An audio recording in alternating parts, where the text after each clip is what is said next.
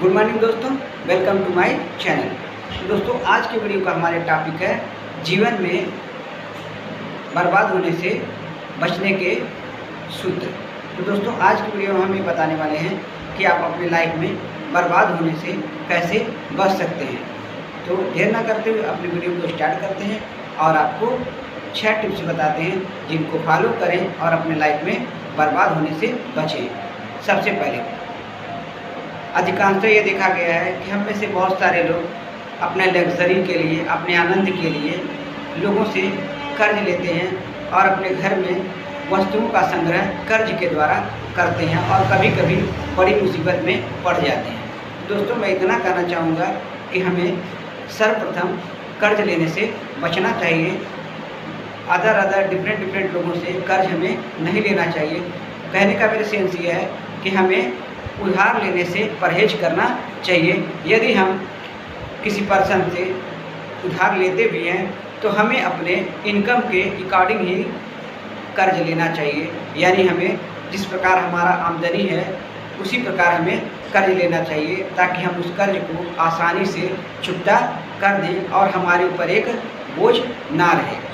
तो पहला टिप्स ये है कि हमें कर्ज लेने से बचना चाहिए और यदि कर्ज ले भी रहे हैं तो हमें अपने इनकम के अकॉर्डिंग ही कर्ज लेना चाहिए जिससे कि हम उस कर्ज को आसानी से चुका दें और अपने लग्जरी को पूरे करने के लिए, अपने फालतू की चीज़ों को अपने घर में संग्रह करने के लिए हमें कतई कर्ज लेना नहीं चाहिए। तो ये तो था हमारा पहला पॉइंट जिसे आप बचें, अवॉइड करें, यानी कर्ज लेने से बचें। दूसरी चीज़ है कि हमें से कुछ ऐसे भी पर्सन हैं जो हर काम के लिए सरकारी लोन के ऊपर डिपेंड रहते हैं। तो मैं ये भी कहना चाहूँगा कि हमें सरकार के द्वारा बहुत सारे ऋण प्रोवाइड कराए जाते हैं, दिए जाते हैं, मगर दोस्तों हमें उन ऋण को, उन लोन को तभी लेना चाहिए जब हमारे पास पैसे हों। यानी यदि हमारे पास 70% पैसे हों और 30% पैसों की ज़रूरत हो तभी हमें लोन लेना चाहिए। पूर्ण रूप से लोन के ऊपर डिपेंड करके कोई भी बिजनेस या व्यापार हमें करने से बचना चाहिए, अन्यथा हमारा कंडीशन जैसा है उससे भी बदतर हो जाएगा। यानी हम कर्ज के बोझ में दबे हुए रहेंगे और हमें बहुत सारी आर्थिक समस्याओं का सामना करना पड़ेगा। तो हमें सरकारी लोन को, सरकारी ऋण को लेने से पहले अपने कंडीशन को देखना चाहिए और पैसा होने के बाद ही कुछ ऋण लेना चाहिए। तीसरी बात, हम में से बहुत सारे लोग ऐसे भी देखने को मिलते हैं जो अपने फेलियर यानी अपनी असफलताओं के लिए वो अपनी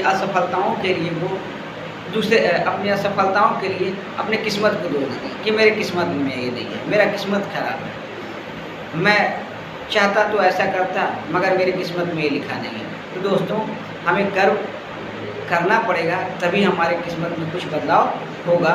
सिर्फ ये कहने से कि हमारा किस्मत खराब है, हमारा किस्मत कभी भी अच्छा नहीं होगा। तो मैं आपसे इतना कहना चाहूँगा कि इस वर्ड का इस्तेमाल अपने डिक्शनरी में, अपने लाइफ में कम से कम करें कि मेरी किस्मत खराब है, अन्यथा आपकी किस्मत में खराब चीज़ें ही दिखाई देंगी और आपकी किस्मत में जो अच्छी चीज़ें हैं वो भी दिखाई नहीं देंगी। आप उस पर्सन से पूछिए जो हाथ पैर, शरीर, पैसे, रिश्ते किसी भी चीज़ से मजबूत नहीं है और वो फिर भी खुश है। तो दोस्तों हमें खुश रहना चाहिए और हमारा किस्मत बनाने वाला भगवान या ईश्वर बहुत ही महान है, उसके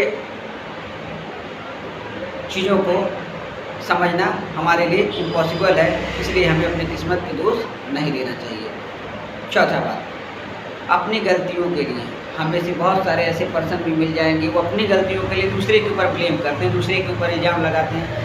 कि सपोज कीजिए, फॉर एग्ज़ाम्पल मैं आपको बताना चाहता हूँ उदाहरण के माध्यम से। जैसे एक पर्सन है, वो एग्ज़ाम देने गया और एग्ज़ाम दे के आया तो लोगों से कहा अरे मुझे तो समय ही नहीं मिला, समय और रहा होता तो मेरा पेपर और अच्छा होता या मैं पास हो गया होता। यानी कि कहने का मेरे मतलब ये है कि अब वो एग्ज़ाम पैटर्न पे दोष दे रहा है, जो कि अपने कमियों का दोष नहीं दे रहा है कि उसका जो हैंड राइटिंग है वो स्लो होगा।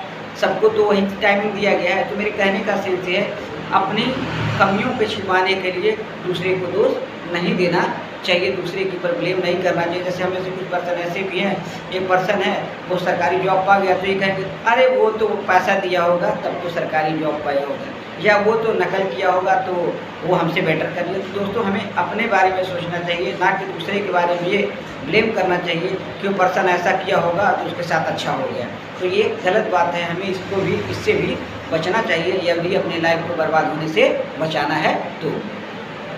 अगला पॉइंट है, 5वां पॉइंट है कि ना दूसरे को ब्लैकमेल करें ना खुद ब्लैकमेल हों। जैसे हम में से कुछ पर्सन ऐसे हैं जो हर पर्सन का शोषण करना पसंद करते हैं, हर पर्सन को अपने से नीचे वाले को दबाते हैं।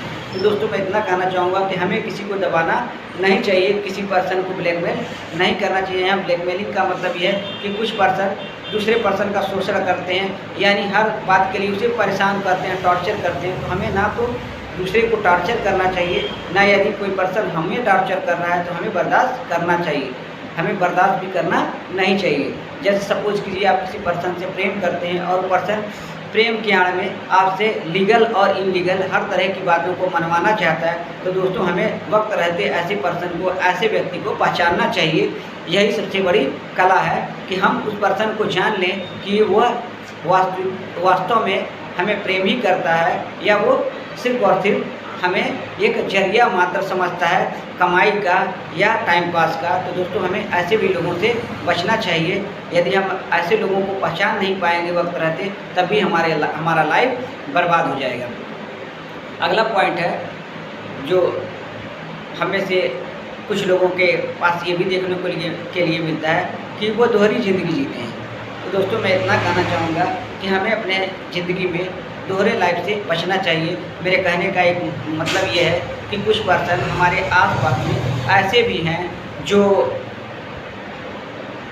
मैरिड हैं, फिर भी उनका दूसरे से इनलीगल संबंध है और वो उस संबंध को छिपाए हुए होते हैं, फिर दूसरे जगह जाते हैं वहाँ भी वो ऐसा संबंध बनाए पड़ते हैं। तो मेरे कहने का सेंस ये है कि हमें अनलीगल अनैतिक संबंधों से बचना चाहिए और दोहरी ज़िंदगी नहीं जीना चाहिए। मेरे कहने का मतलब है कि हमें दो तरफा कार्य नहीं करना चाहिए, हमें अपने परिवार में, अपने समाज में अच्छे से रहना चाहिए कि जिससे कि हमारे मान सम्मान, हमारे आचरण, हमारे आर्थिक स्थिति पे गलत प्रभाव ना पड़े। सपोज कीजिए आप दोहरी ज़िंदगी जिएंगे तो आपके फाइनेंशियल कंडीशन पे सबसे पहले आपके फाइनेंशियल कंडीशन पे प्रभाव पड़ेगा। दूसरी बात आपके सामाजिक जीवन पे प्रभाव पड़ेगा, आपका चरित्र कलंकित होगा। तीसरा चीज़ ये है कि लोग आपसे घृणा करेंगे। साथ ही साथ आपके आने वाले जनरेशन में भी ऐसे लोगों की उत्पत्ति होगी जो आपके लिए, आपके परिवार के लिए और समाज के लिए अच्छा नहीं होगा। तो आज की वीडियो में मैं इतना ही कहना चाहूँगा। आज के मोटिवेशन में बस इतना ही। Next motivation, next week, next विचारों के साथ आज के लिए बस इतना ही। Okay, bye.